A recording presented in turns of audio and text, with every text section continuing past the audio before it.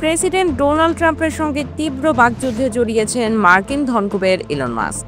পাল্টাপাল্টি ব্যক্তিগত আক্রমণের মধ্যেই এবার নিজস্ব রাজনৈতিক দল গঠনের আভাস দিলেন টেসলা সিইও। শুক্রবার নিজের নতুন রাজনৈতিক দলের নাম ঘোষণা করেন মাস্ক। দলের নাম দ্য আমেরিকা পার্টি। তবে এর আগের দিন বৃহস্পতিবার সামাজিক যোগাযোগ মাধ্যমে জনমত যাচাই করতে একটি ভোটের আয়োজন করেন তিনি। সেখানে মাস্ক জানতে চান যুক্তরাষ্ট্রে একটি নতুন রাজনৈতিক দল গঠন জরুরি কিনা।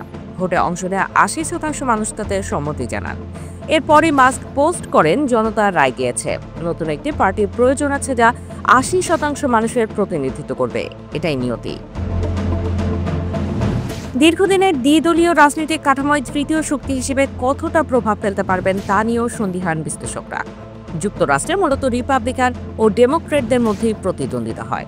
এর বাইরে গিয়ে মাস্ক কিভাবে রাজনীতিতে পা রাখবেন সেটি পরিষ্কার নয়। তবে মাস্কের এমন ঘোষণায় যুক্তরাষ্ট্রে আলোচনা তুঙ্গে।